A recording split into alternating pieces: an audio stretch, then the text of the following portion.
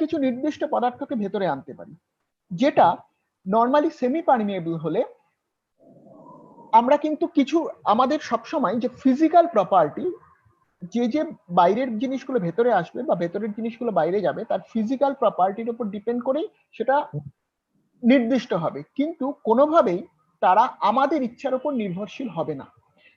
যেই মুহূর্তে আমরা সিলেক্টিভলি পারমিয়েবল বলছি, that means we can select, our cells can select which particle should enter within our cell and which should not. আমি যখন পরে যাব তখন আমরা দেখব যে কিভাবে এই সেমি সিলেক্টিভলি পারমিয়েবল এই কথাটা কোষের ক্ষেত্রে খাটে।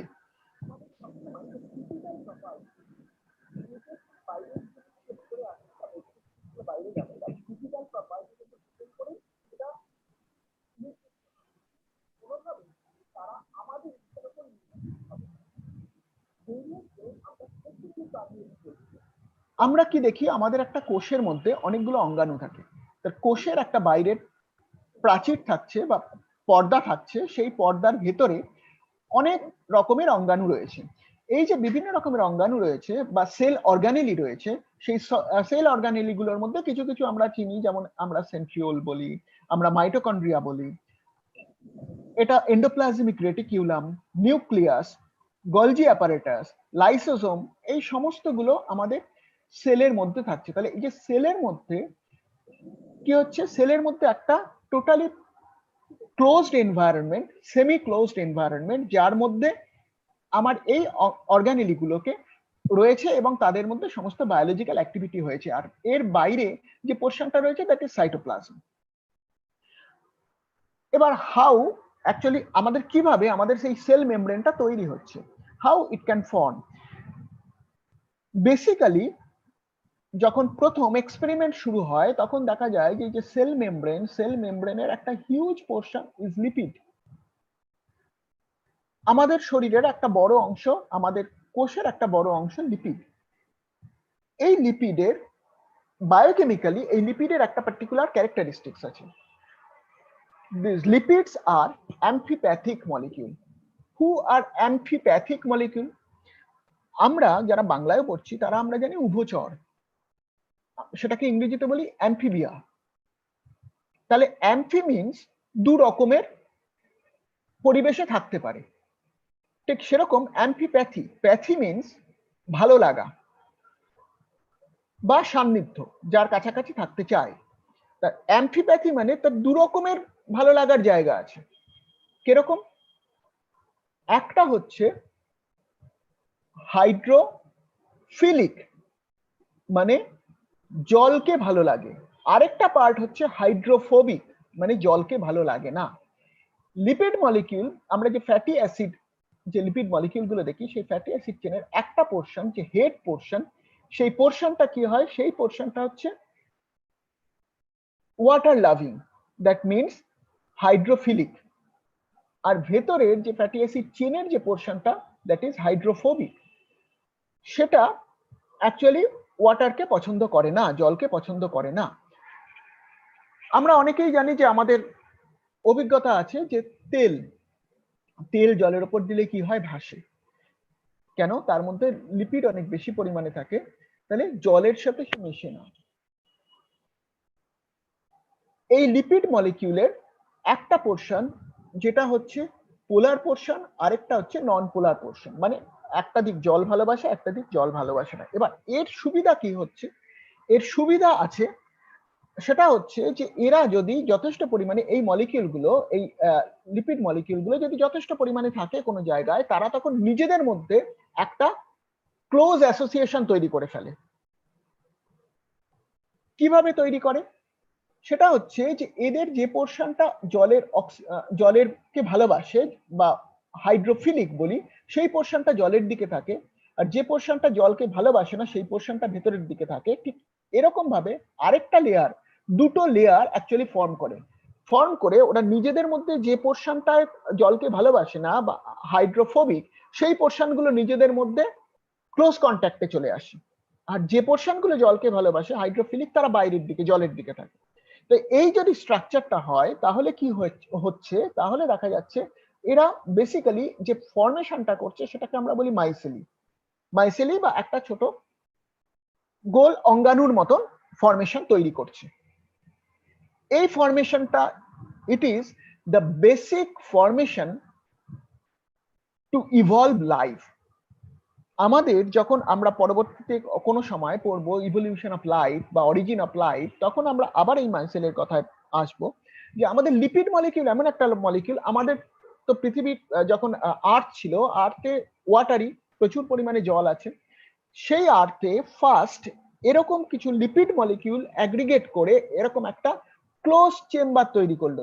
তাতে কি সুবিধা হলো, এই যে বাইরের যে এনভায়রনমেন্ট, বাইরের যে ওয়াটারটা দেখছি আর ভেতরের যে এনভায়রনমেন্ট, ভেতরের যে ওয়াটারটা দেখছি, এখানে যদি কোনো মিনারেলের কনসেন্ট্রেশন বেশি থাকে, অন্য কোনো মেটেরিয়াল থাকে, তাহলে এইটা বাইরে চট করে ডিফিউজ করে যেতে পারে না।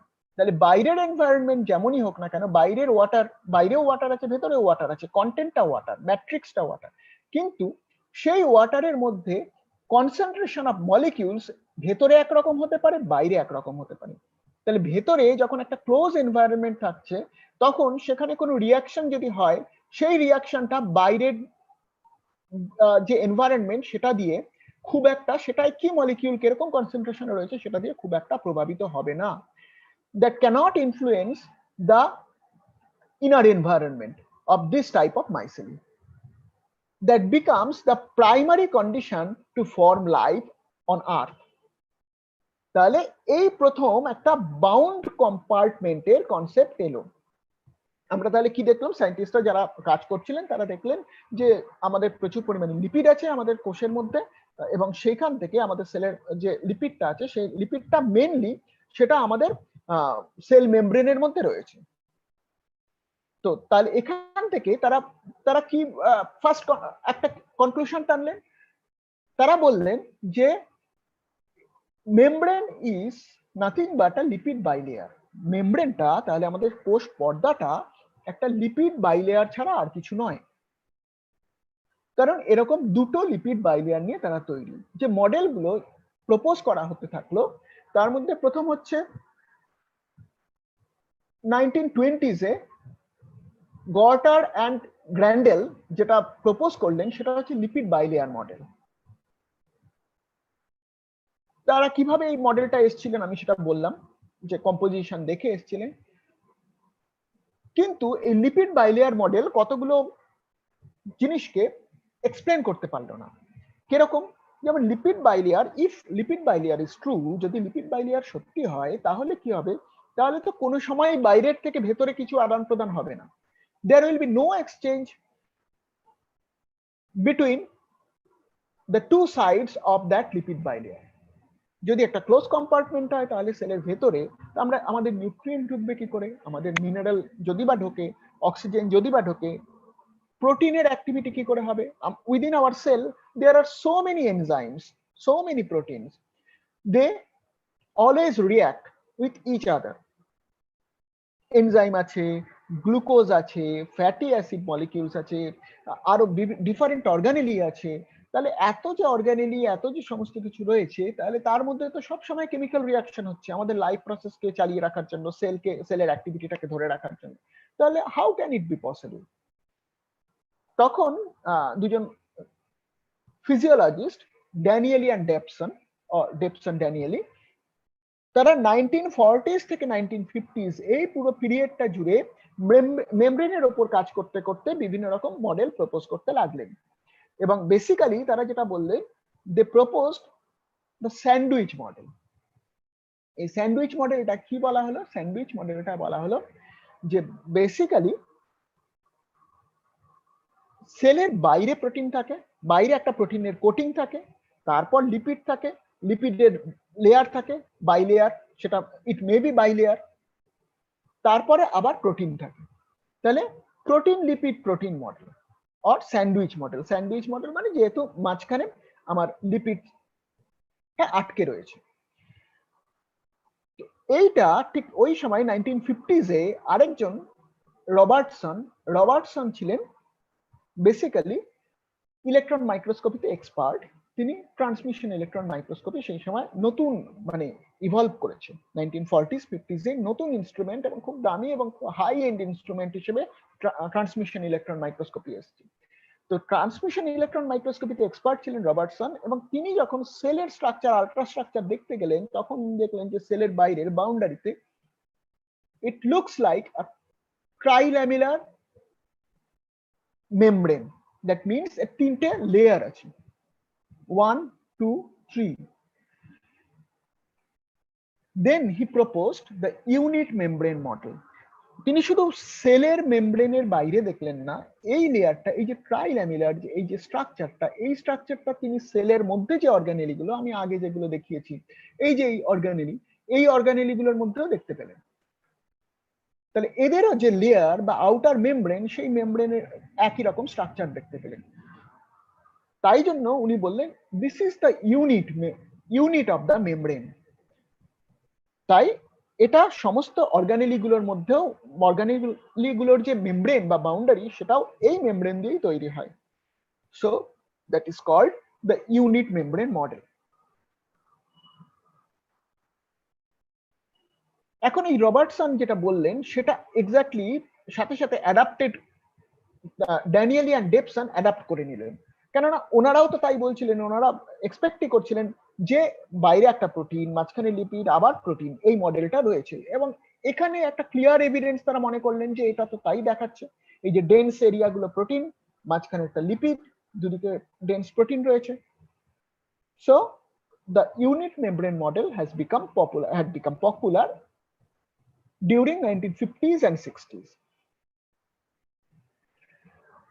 বেসিক্যালি ইউনিট মেমব্রেন মডেলটাই যদি আমরা আরেকটুখানি দেখি, তাহলে তারা কি বলেছেন, এইভাবে স্ট্রাকচারটা তারা দেখেছে যে ইন্ট্রাসেলুলার স্পেস দুটো সেলের মধ্যে, এখানে এই এক একটা সেল মেমব্রেন, এই দিকে যে সেল মেমব্রেন আর এই দিকে সেল মেমব্রেন, এটা যদি আমরা খুব ভালো করে দেখি তাহলে এই সরু দুটো দাগের মতন দেখা যাচ্ছে এখানে সেল মেমব্রেনে।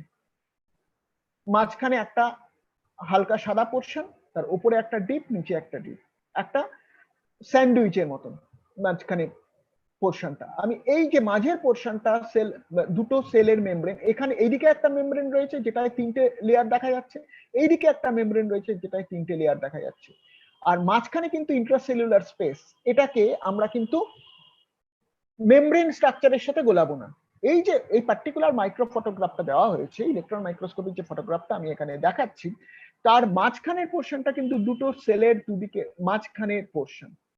হ্যাঁ, এটা কিন্তু মেমব্রেন স্ট্রাকচার হিসেবে আমরা এখন বলবো না, পরে আমরা যদি পড়ি সেটা অন্য জায়গায় পড়বো অন্যভাবে।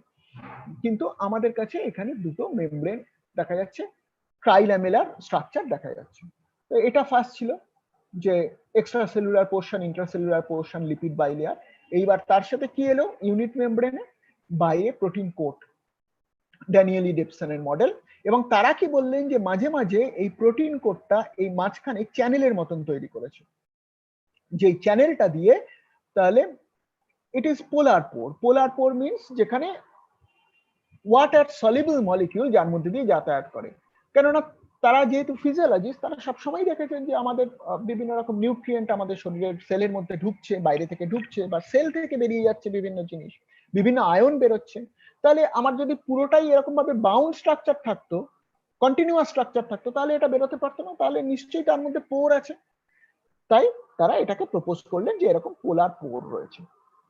এটা that was the unit membrane model. এবার 1960s 70s এ এলেন সিঙ্গার অ্যান্ড নিকলসন। তারা ক্যালিফোর্নিয়া ইউনিভার্সিটির ছিলেন। তো তারা এসে তারা অ্যাকচুয়ালি 1972 তে তারা কাজ করছিলেন মেমব্রেন স্ট্রাকচারের উপর। কেননা ওখানে মেমব্রেন স্ট্রাকচারের আরো কিছু কোশ্চেনের আনসার পাওয়া যাচ্ছিল না, ড্যানিয়েলি ডেপসনের মডেল দিয়েও বা ইউনিট মেমব্রেন মডেল দিয়েও পাওয়া যাচ্ছিল না।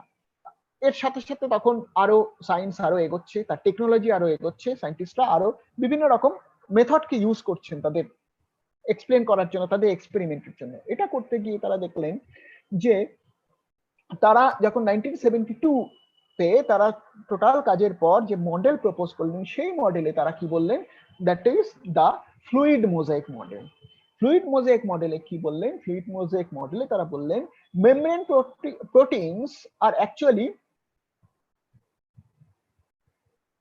as a mosaic of discontinuous particles penetrating the lipid sheet.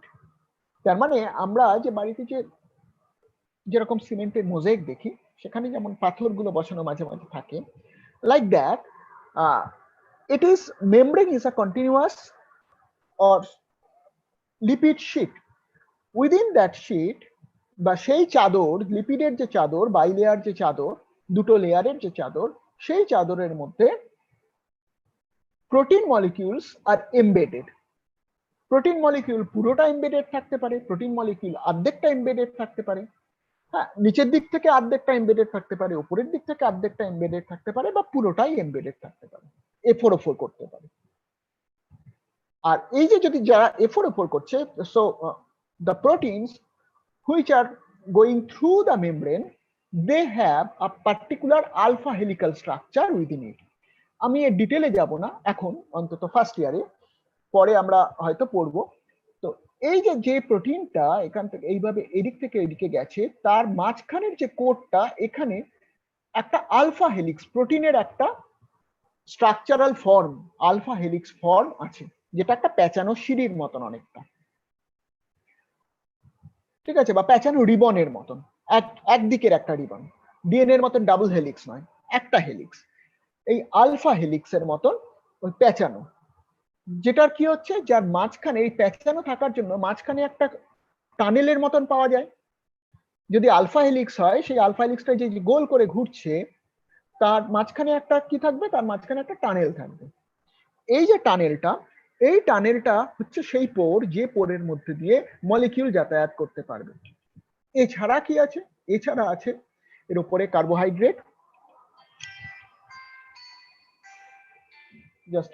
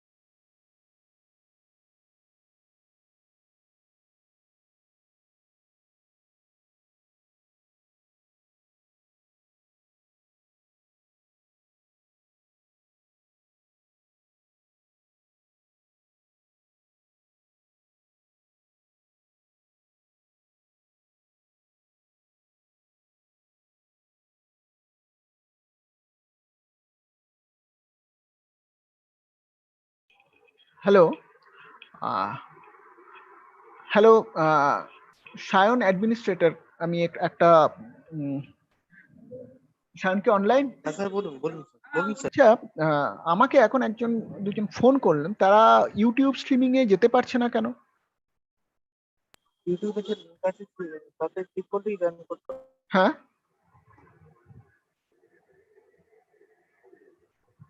Already sir 200 জন ওখানে কিন্তু লাইভ দেখছে। ইউটিউবে। হ্যাঁ অলরেডি ইউটিউবে 200 জন কাছাকাছি লাইভ আছে। সেই জন্য কি অ্যালাউ করছে না ওরা? না না, কোনো ইউটিউবে কোনো মানে হ্যাঁ, লিমিট সেটাই তো নেই। আমি জানি। আমি একটা হ্যাঁ হ্যাঁ, তাহলে আমি একটা ওনাদের কোনো নাম্বার প্রবলেম হচ্ছে। ইয়ে করছি। মানে একজন মানে আমাকে এই মুহূর্তে ফোন করেছে। আমি একটু তোমাকে পাঠাচ্ছি, কেননা এটা ইম্পর্টেন্ট বলে। তো তুমি একটু দেখো ওনার প্রবলেমটা, ঠিক আছে? আমি নর্মালি পাঠাই না, কিন্তু এটা একটু বিশেষ অনুরোধ এসছে, সেই জন্য আমি ঠিক তোমাকে আছে স্যার, পাঠানো। হ্যাঁ একটুখানি তুমি একটু দেখো ওনাকে কাইন্ডলি।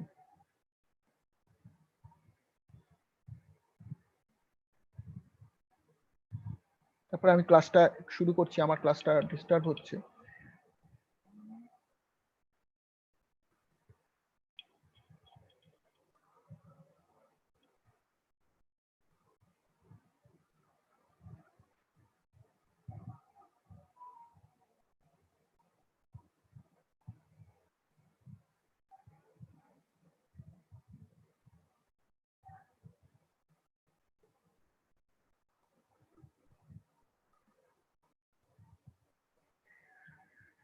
আমি তোমাকে SMS করলাম 801705 এই নাম্বারে। হ্যাঁ সায়ন, একটু দেখো, একটা নাম্বার গেছে, একটু ওনার সাথে কথা বলে নাও। ঠিক আছে স্যার, কথা বলে দিচ্ছি। মানে একটু কাইন্ডলি করো। হ্যাঁ আর আরেকটা জিনিস স্যার, একটুখানি হ্যাঁ পার্টিসিপেন্টের উদ্দেশ্যে বলছি, কয়েকজন দেখছি লিখছেন যে আপনারা ইউটিউবে জয়েন করতে পারছেন না। হ্যাঁ। আপনারা শুধু শুধু ইউটিউবে জয়েন করবেন কেন? আপনারা টেকনিক জয়েন করে আছেন, একই জিনিস সেখানটাই যা পড়ানো হচ্ছে সেটাই ইউটিউবে স্ট্রিম হচ্ছে। আচ্ছা, একটুখানি ওনার ব্যাপারটা একটু দেখো, উনি হ্যাঁ আমি দেখে নিচ্ছি। হ্যাঁ হ্যাঁ হ্যাঁ ঠিক আছে, আপনি ওকে। Sir continue। হ্যাঁ হ্যাঁ আমি কন্টিনিউ করছি। ওকে, সরি ফর দ্য ইন্টারাপশন। তো যেটা বলছিলাম, তাহলে আমরা কি দেখলাম, এই আলফা হেলিক্স যে পোর্টটা রয়েছে, এই পোর্টটার মধ্যে দিয়ে এরা যাতায়াত করতে পারে যাদের যাদের দরকার। এবং এখানে আরেকটা জিনিস যেটা হচ্ছে, সেটা হচ্ছে যে কিছু গ্লাইকোপ্রোটিন আর গ্লাইকোলিপিড তারাও প্রেজেন্ট। গ্লাইকোপ্রোটিন আর গ্লাইকোলিপিড কাদের বলে? যখন মানে এই যে মেমব্রেন স্ট্রাকচার, তাহলে মেমব্রেন স্ট্রাকচারে এখানে কি আছে, আমি এই যে এই ফিগারটা যদি দেখি, তাহলে দুটো লিপিড লেয়ার আছে। এই লিপিড লেয়ারের যে লিপিড মলিকিউল, তার সাথে কিছু কার্বোহাইড্রেট লেগে রয়েছে, কার্বোহাইড্রেট মইটি বলি আমরা এটাকে। এবং প্রোটিনের সাথেও কিছু কার্বোহাইড্রেট মইটি রয়েছে। তাহলে যখন প্রোটিনের সাথে কার্বোহাইড্রেট থাকছে, তখন সেটা গ্লাইকোপ্রোটিন। আর লিপিডের সাথে কার্বোহাইড্রেট থাকছে, তখন সেটা গ্লাইকোলিপিড। এই স্ট্রাকচার গুলো থাকছে। আর এখানে কয়েকটা জিনিস রয়েছে, যেটা হচ্ছে কোলেস্টেরল, আমরা যেগুলোকে বলি। এই কোলেস্টেরল কিন্তু আমাদের মেমব্রেনের খুব ইম্পর্টেন্ট একটা পার্ট। এটা বেশি হয়ে গেলে ক্ষতি, কম হয়ে গেলেও ক্ষতি। এটা আমাদের ব্যালেন্স রাখাটাই ইম্পর্টেন্ট। কাজেই কোলেস্টেরল খারাপ এটা আমরা বলবো না, কোলেস্টেরল পরিমিত পরিমাণে থাকাটা সবসময় শরীরের জন্য দরকার। এটার আরো অনেক ফাংশন আছে।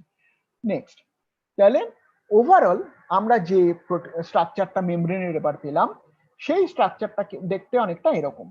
সেই স্ট্রাকচারটার মধ্যে কি রয়েছে, এরকম দুটো বাইলেয়ার রয়েছে, একটা শীটের মতন বা চাদরের মতন, লিপিডের চাদর। সেই চাদরের যে মলিকিউলগুলো, সেই মলিকিউলগুলো কিন্তু ফিক্স নয়, সেই মলিকিউলগুলো কিন্তু নিজেরা নিজেদের মধ্যে ডাইনামিক। আমি এর পরেরটা বলছি। আর তার মাঝখানে মাঝখানে এখানে প্রত্যেকটা প্রোটিন মলিকিউল গুলো তার মধ্যে ঢুকে রয়েছে। এই যে যে কথাটা বলছিলাম, এই যে চ্যানেল প্রোটিন, এখানে একটা চ্যানেল দেখছি, আর এখানে আমি কি বলছি, আলফা হেলিক্স প্রোটিন।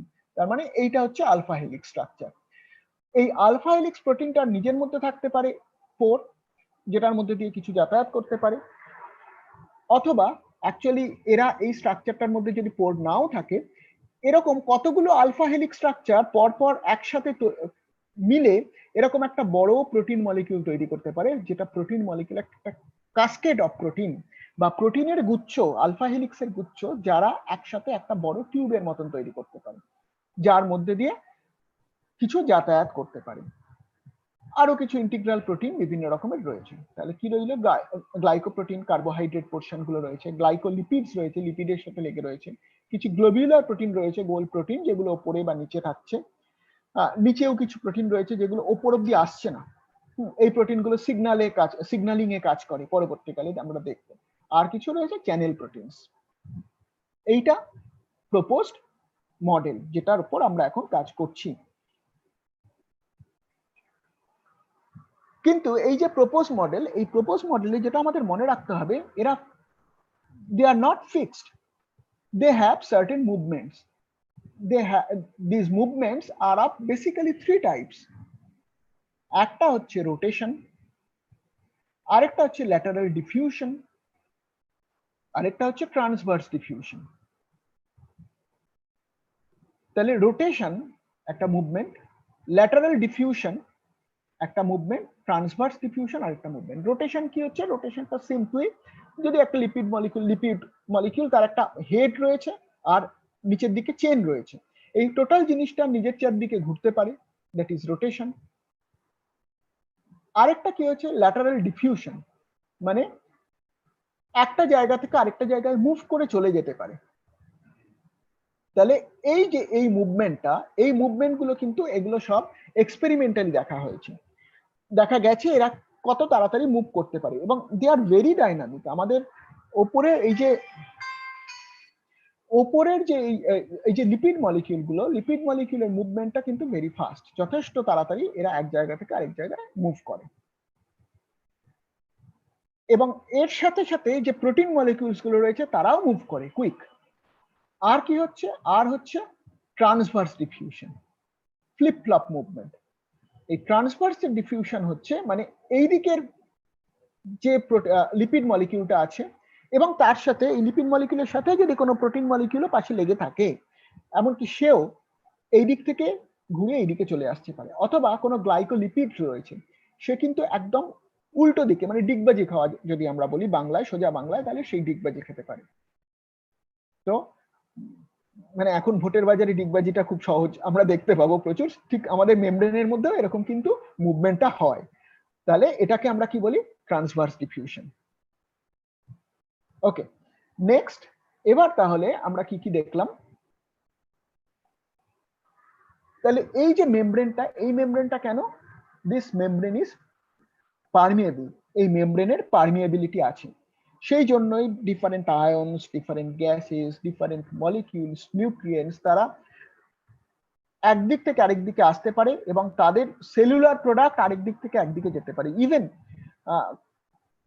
কিছু সেল থেকে তৈরি হওয়া কিছু প্রোডাক্ট, শুধু কিছু আয়নস নয়, সেল থেকে তৈরি হওয়া কিছু প্রোডাক্টও আমাদের শরীরের বিভিন্ন জায়গায় বা ব্লাড স্ট্রিমের মধ্যে যেতে পারে বা সেলের বাইরের এনভায়রনমেন্টে যেতে পারে এবং সবসময় যায়।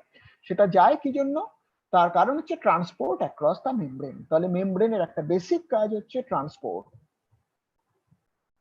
from inside to outside or from outside to inside। তাহলে দুদিকেই ট্রান্সপোর্ট করতে পারে, কিন্তু সেই ট্রান্সপোর্টটা যখন খুশি যেরকম খুশি হবে না। কারা এই কাজটা হেল্প করে? এই কাজটা হেল্প করে এই পার্টিকুলার স্ট্রাকচার গুলো, প্রোটিন স্ট্রাকচার গুলো। আর যে ক্ষেত্রে প্রোটিন স্ট্রাকচার লাগে না, সেক্ষেত্রে সিম্পল ডিফিউশনেও এই মুভমেন্ট হতে পারে। এবার কিরকম কিরকম ট্রান্সপোর্ট বা হতে পারে সেটা যদি আমরা দেখি, তাহলে আমরা কি দেখব? আমরা দেখব যে এই যে সিম্পল ডিফিউশন, এখানে কত রকমের ট্রান্সপোর্ট হয়। সিম্পল ডিফিউশন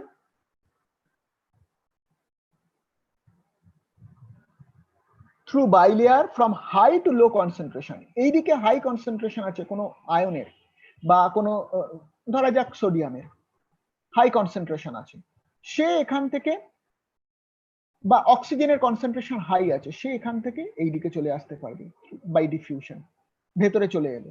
আবার উল্টোটাও হতে পারে, কার্বন ডাই অক্সাইডের যখন কনসেন্ট্রেশন ভেতরে বেড়ে যায়, সে তখন কিন্তু ডিফিউশনে বাইরে চলে যাচ্ছে।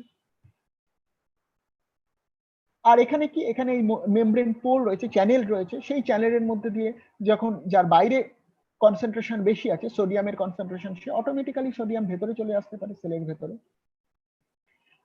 আর কিছু রয়েছে যারা হচ্ছে ট্রান্সপোর্টার মিডিয়েটেড। এই যে এখানে এই পোরের মধ্যে দিয়ে সে সিম্পলি ভেতরে ঢুকে এসেছিল, কিন্তু এইখানে এই ট্রান্সপোর্টার মিডিয়েটেড যখন হবে তখন কিন্তু আর সে সিম্পলি ভেতরে ঢুকে আসতে পারবে না।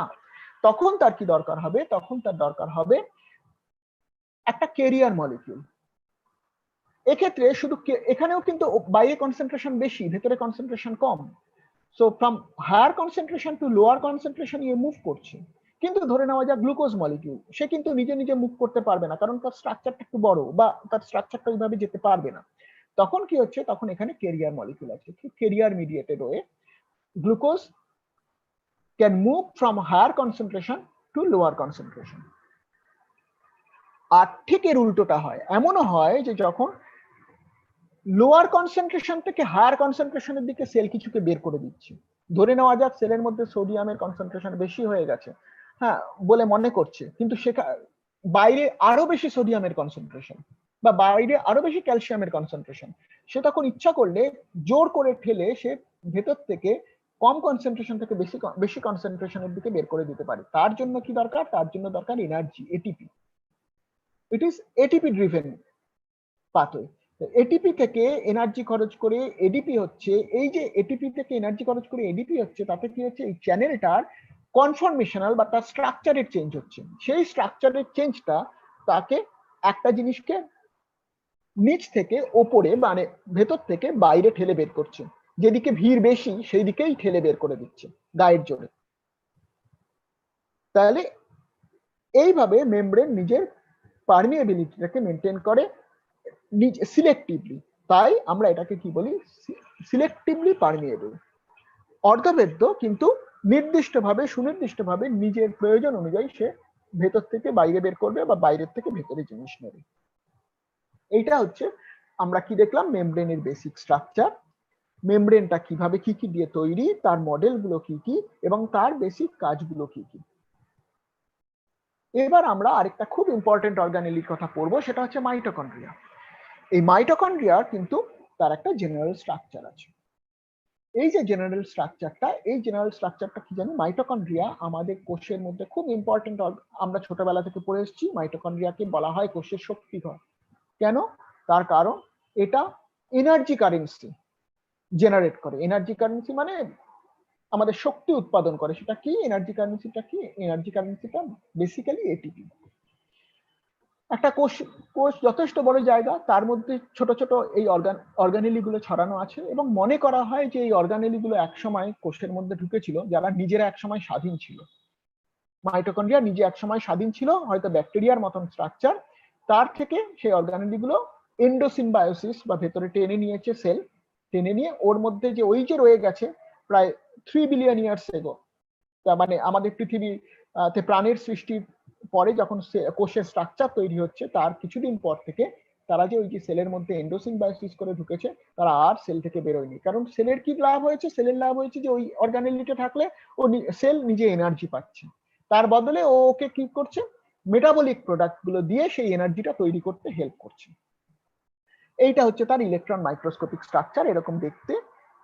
এবার এর স্ট্রাকচারটা আমরা কি দেখছি? এই স্ট্রাকচারের মধ্যে দেখছি এখানে এই যে প্রজেকশন গুলো আছে, এটা দুটো মেমব্রেন আছে, একটা আউটার মেমব্রেন আর একটা ইনার মেমব্রেন। এই যে ইনার মেমব্রেন গুলো কি হচ্ছে, ইনার মেমব্রেন গুলো এরকম প্রজেক্টেড ওয়েতে রয়েছে, তার ফলে এদের সারফেস এরিয়াটা অনেক বেড়ে যাচ্ছে। এই ইনার মেমব্রেনের যে এই যে প্রজেক্টেড এরিয়া, এই জায়গাগুলোকে আমরা কি বলি? ক্রিস্টি। এবার এই আউটার মেমব্রেন আর ইনার আর তার ভেতরে কি থাকে? তার ভেতরে থাকে ম্যাট্রিক্স। ম্যাট্রিক্স অনেকটা সাইটোপ্লাজমের মতনই সেমি লিকুইড একটা পোর্শন, যার মধ্যে বিভিন্ন রকম প্রোটিন থাকতে পারে, এনজাইম থাকতে পারে, তারপর আরো অনেক মেটাবলিক মলিকিউলস থাকতে পারে। এবার এই যে স্ট্রাকচারটা আমরা দেখছি, এই স্ট্রাকচারটা এটা সেলের মধ্যে রয়েছে মাইটোকন্ড্রিয়া। এবার আমরা যদি দেখি এর দুটো মেমব্রেন, একটা হচ্ছে ইনার মেমব্রেন আর একটা হচ্ছে আউটার মেমব্রেন। এখানে একটা জিনিস দেখতে হবে, আউটার মেমব্রেনে আমরা যদি প্রোটিন আর লিপিডের রেশিও দেখি তাহলে দেখবো 1:1, মানে যতখানি প্রায় প্রোটিন আছে ততখানি প্রায় লিপিড আছে। কিন্তু ইনার মেমব্রেনে দেখা যাচ্ছে একটা অদ্ভুত ঘটনা, প্রোটিনের পরিমাণ অনেক বেশি। তার মানে প্রোটিন বা এনজাইম সেটার সংখ্যাটা অনেক বেশি, তার রেশিওটা কি 3:1। আর এইখানে আমরা এই ছবিটায় দেখতে পাচ্ছি আরো একটা জিনিস এখানে ইম্পর্টেন্ট, সেটা হচ্ছে যে এই ম্যাট্রিক্সের মধ্যে আমরা দেখছি একটা ডিএনএ। এই ডিএনএটা বেসিক্যালি সার্কুলার ডিএনএ, এটাকে বলা হয় মাইটোকন্ড্রিয়ার ডিএনএ বা এমটি ডিএনএ, মাইটোকন্ড্রিয়াল ডিএনএ। মাইটোকন্ড্রিয়ার মধ্যে তার নিজস্ব ডিএনএ থাকে। সেই ডিএনএটা কিন্তু কিছু কিছু জিনিস, কিছু কিছু প্রোটিন বা কিছু কিছু প্রোটিনের সাথে কিছু কনজুগেট মলিকিউলকে তৈরি করতে পারে। তার মানে এক্সপ্রেশন আছে, এই ডিএনএটার এক্সপ্রেশন আছে, এমনি এমনি এটা পড়ে নেই। বেসিক্যালি কিছু এনজাইমকে সে তৈরি করে। এখানে যদি আমরা দেখি, এইদিকে দেখলেই বুঝতে পারবো যে এখানে কত রকমের প্রোটিন একসাথে রয়েছে। সেই তুলনায় আউটার মেমব্রেনে খুব কম প্রোটিন রয়েছে, যার মধ্যে একটা হচ্ছে পোরিন। এই পোরিনটা নর্মালি ব্যাকটেরিয়াতেও পোরিন প্রোটিন দেখা যায়। এই পোরিন প্রোটিনের কাজ হচ্ছে বাইরের জিনিস ভেতরে ঢোকানো বা ভেতরের জিনিস বাইরে বের করা, ওই চ্যানেলের মতন কাজ করে, যেটা আমি মেমব্রেনের ক্ষেত্রে বললাম। এইটা সেমি পারমিয়েবল, এই মেমব্রেনটা, এটার খুব একটা সিলেক্টিভলি পারমিয়েবল আমরা বলি না, অনেকটা সেমি পারমিয়েবল, বাইরের থেকে ভেতরে যাতায়াত করতে পারে। কিন্তু ইনার মেমব্রেনটা very much impermeable, only selectively permeable. যখন ওর দরকার বা প্রয়োজন হবে তখনই সে শুধুমাত্র বাইরের জিনিসকে ভেতরে ঢুকতে দেবে। আর এর মাঝখানে যে পোর্শনটা, এই পোর্শনটায় আরো বেশ কিছু এনজাইম রয়েছে। সেই এনজাইম গুলোর কাজ হচ্ছে, সেই এনজাইম গুলো কিন্তু আমাদের সেলের ভাগ্য নির্ধারণ করতেও হেল্প করে। মানে সেল বাঁচবে না মরবে, এমন কিছু প্রোটিন আছে এখানে যে প্রোটিনগুলো সেই কাজটাকে হেল্প করে পরবর্তীকালে। এটার ব্যাখ্যা আমরা এখানে যাব না, যেটাকে, যেই প্রসেসটাকে আমরা বলি অ্যাপোপ্টোসিস। মাইটোকন্ড্রিয়া ডিপেন্ডেন্ট অ্যাপোপ্টোসিস প্রসেসে এরা হেল্প করে। তো সেই প্রোটিনগুলোর নামও আমি এখানে বলবো না, শুধুমাত্র আমি বাইরের যে পোরিন প্রোটিনের কথা বললাম আর কিছু রয়েছে, তার মধ্যে রয়েছে একটা খুব ইম্পর্টেন্ট, সেটা হচ্ছে এটিপি সিনথেজ বলে একটা এনজাইম রয়েছে। এছাড়া আরো কিছু এনজাইম রয়েছে, যে এনজাইম গুলো, যেটা এটিপি সিনথেজ যেটা আমি বললাম, এর মধ্যে কিছু দু একটা ট্রান্সপোর্টার প্রোটিন রয়েছে যারা ওই সিলেক্টিভ পারমিয়েবিলিটিটাকে নিয়ন্ত্রণ করে। আর অক্সিডেটিভ মেটাবলিজমে অনেক এনজাইম এই ম্যাট্রিক্সের ভেতরে রয়েছে, যার অক্সিডেটিভ মেটাবলিজম মানে যে পদ্ধতিতে আমাদের গ্লুকোজ ভেঙে শক্তি উৎপন্ন হওয়ার যে পদ্ধতি, গ্লুকোজের মেটাবলিজম হবে। আমরা কি জানি? আমরা জানি যে ক্রেবস সাইকেল কোথায় হয়? ক্রেবস সাইকেল মাইটোকন্ড্রিয়ার মধ্যে হয়। তাহলে এই ক্রেবস সাইকেলের সাথে যুক্ত যে সমস্ত এনজাইম, তার অনেক সমস্ত এনজাইম কিন্তু এইখানে থাকে। আর এখানে আরেকটা জিনিস রয়েছে, সেটা হচ্ছে এই রেসপিরেটরি চেইন বলে যেটা বলা হচ্ছে, এটা আসলে কিছু ইলেকট্রন ক্যারিয়ার।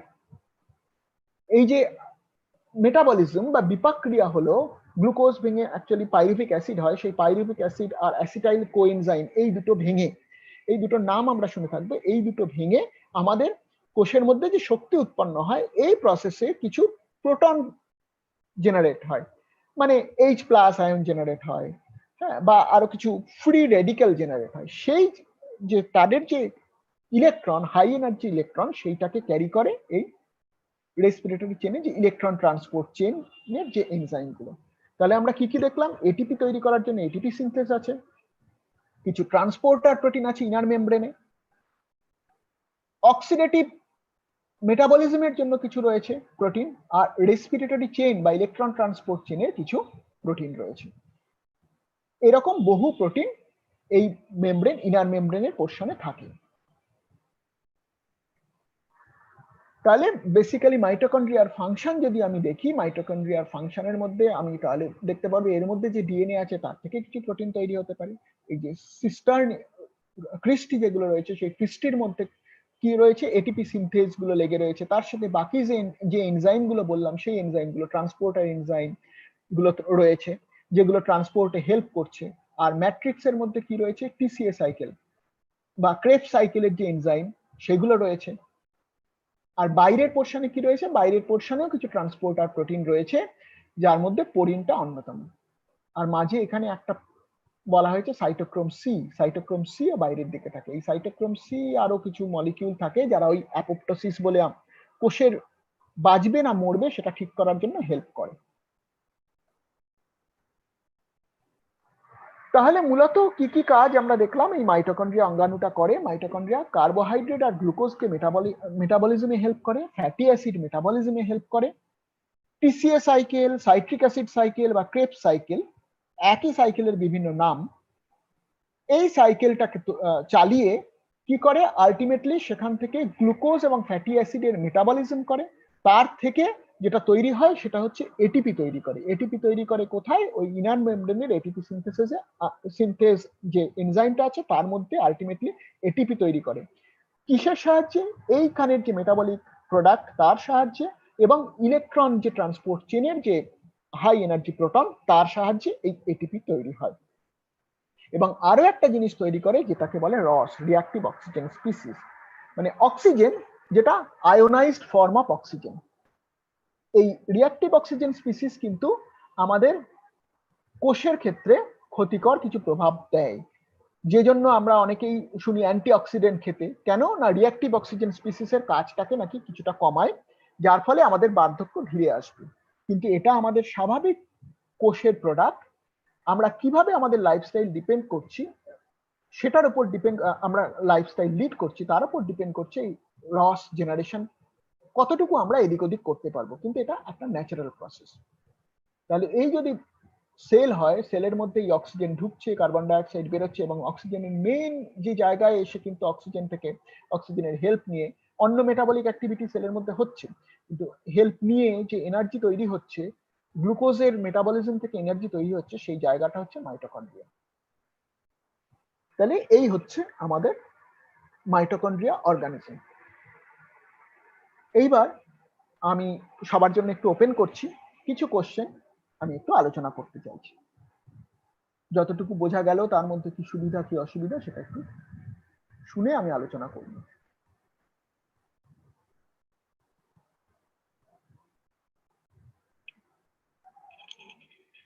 হ্যালো, আনমিউট করে যদি কোশ্চেন থাকে তাহলে কোশ্চেন করতে হবে। স্যার আমি বলছি, হ্যাঁ হ্যাঁ বলছি যে স্যার আর 6 মিনিট বাকি আছে। হুম হুম আর আনমিউট করতে বললেন আপনি, ওরা যদি চ্যাটে লিখে অসুবিধা হবে কি? উম, না, অসুবিধা নেই আসলে। চ্যাটে লিখে উত্তর দিতে সময় লাগবে, তাহলে সেটাও ঠিক, সবাই মিলে কারণ আনমিউট করলে অনেক প্রবলেম। হ্যাঁ হ্যাঁ অনেক chaos আসবে, ওই জন্যই হ্যাঁ বলছি। হ্যাঁ, ঠিক আছে। আমি আজকে চ্যাটে লিখুক, চ্যাট বক্সে লিখুক, আর আমি দেখছি কতখানি আনসার করা যায়। আর তারপরে পরের ক্লাসের শুরুতে আমি আবার নয় কোশ্চেন নেব। ঠিক আছে, আমি চ্যাট বক্স দেখছি।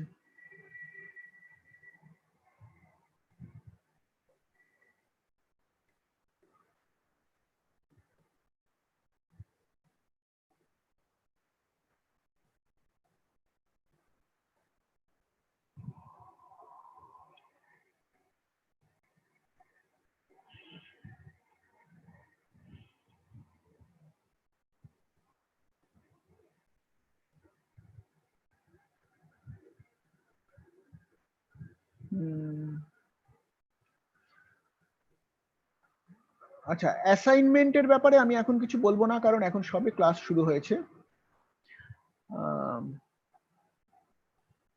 সময় মতন অ্যাসাইনমেন্ট পৌঁছে যাবে।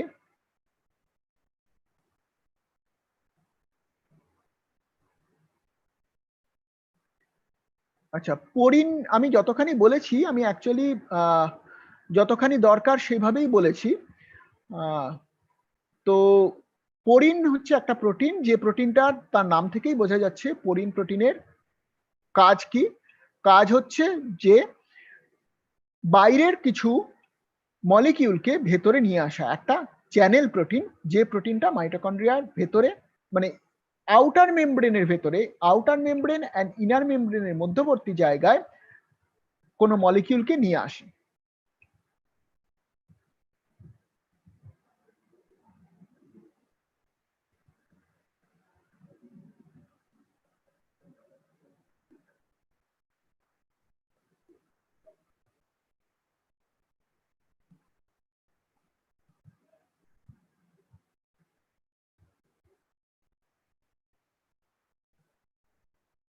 আচ্ছা, আমার যেটা মনে হয় যে নিজেরা একটা গ্রুপ করে, যদি হোয়াটসঅ্যাপ গ্রুপ করে নেওয়া যায়, করে নিয়ে তারপরে নয় আমি অ্যাড হব, সেটাই সুবিধা হবে।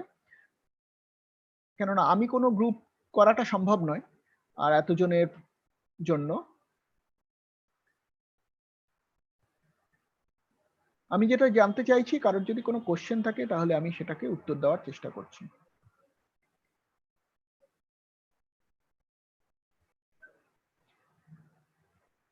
আচ্ছা, আলফা হেলিক্স প্রোটিন সম্বন্ধে যতটুকু আমি দেখিয়েছি, শুধু ছবিতে আইডিয়া যেটুকু হয়েছে, তার বেশি এই মুহূর্তে আমি বলতে চাইছি না, কারণ একটা ক্লাসে তো বলা সম্ভব নয়। প্রোটিনের যখন স্ট্রাকচার আমরা পড়বো আর একটুখানি নেক্সট ইয়ারে বা আমাদের যেরকম সিলেবাসে আছে, তখন কিন্তু আমরা এই সম্বন্ধে আরো জানতে পারবো। আলফা হেলিক্স প্রোটিনের ছবি দেখানো হয়েছে, আলফা হেলিক্স প্রোটিনের কাজটা বলা হয়েছে। আশা করি এই মুহূর্তে এই ক্লাসে যতখানি বলা হয়েছে সেটা এই টপিকটার জন্য অপটিমাম। এরপরে আমরা এটার ডিটেলে যাব। আর রিঅ্যাক্টিভ অক্সিজেন স্পিসিস যদি বলা হয়, রিঅ্যাক্টিভ অক্সিজেন স্পিসিসের উদাহরণ হচ্ছে যেমন হাইড্রোজেন পেরক্সাইড, হ্যাঁ, তারপর আয়োনাইজড অক্সিজেন বা সুপার অক্সাইড আমরা বলি।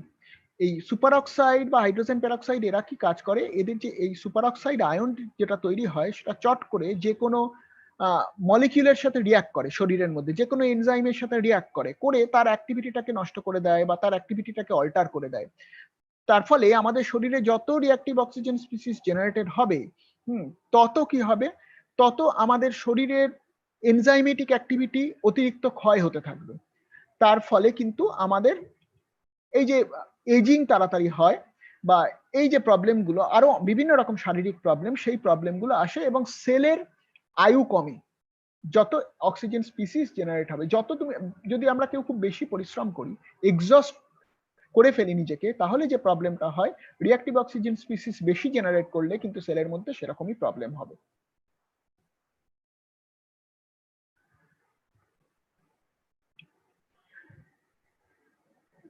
আর বাকি যারা সবাই ল্যাঙ্গুয়েজ বা কোনো অসুবিধা হয়নি তো, সবাই আমি দুটো মিলিয়েই বলার চেষ্টা করেছি। ক্লাসে যদি কোনো অসুবিধা হয় পরের ক্লাসে আমি একবার প্রথমে একটু শুনে নেব, বা পড়তে গিয়ে যদি কিছু অসুবিধা হয় তবে স্টাডি মেটেরিয়ালে যা আছে সেটাকে দেখে নিতে হবে। তার সাথে আমি বলবো যে যেভাবে ক্লাসটা করানো হচ্ছে সেইটাকে একটুখানি ফলো করলে ভালো হয়।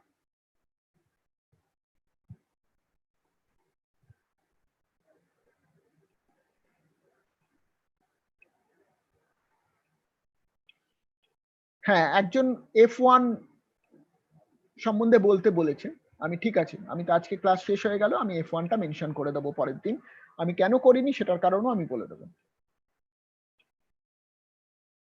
আমি যা বলেছি তার মধ্যেই আছে, আমি নিশ্চয়ই পরের দিন মেনশন করে দেবো।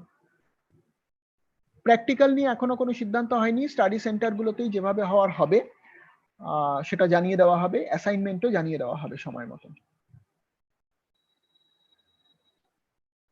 এক্সাম সবে ক্লাস শুরু হয়েছে, এক্সামে শুধু একটাই জিনিস বলবো যে যেটা সিলেবাস রিডিউসড হয়েছে সেইটুকুকে খেয়াল রেখে পড়াশোনা করতে হবে এবং ভালো করে পড়তে হবে। এক্সামটা কিভাবে হবে না হবে সমস্ত ডিপেন্ড করছে সামনে সিচুয়েশন কি আছে তার উপর।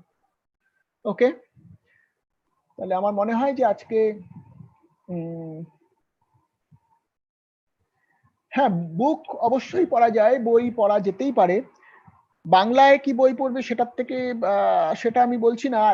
যদি বিএসসি লেভেলে কোনো ভালো বই প্রথম থেকেই কারণ মনে হয় যে আমি অনার্স নিয়ে পড়বো, আমি পরে মাস্টার্স করব, তাহলে আমার মনে হয় যে একটা বই আমি সবসময় সাজেস্ট করি, সেটা হচ্ছে দ্য সেল, কুপারের সেল বায়োলজি। কুপারের দ্য সেল, এটা তুলনায় সহজ। সেই বইটাকে যদি ফলো করা যায়, তার সাথে স্টাডি মেটেরিয়াল আমাদের আছে, তাহলে ভালো। মানে সেই বইটা কিনতেই হবে এমন কোনো ব্যাপার নেই, জেরক্স পেলেও হবে আর কি।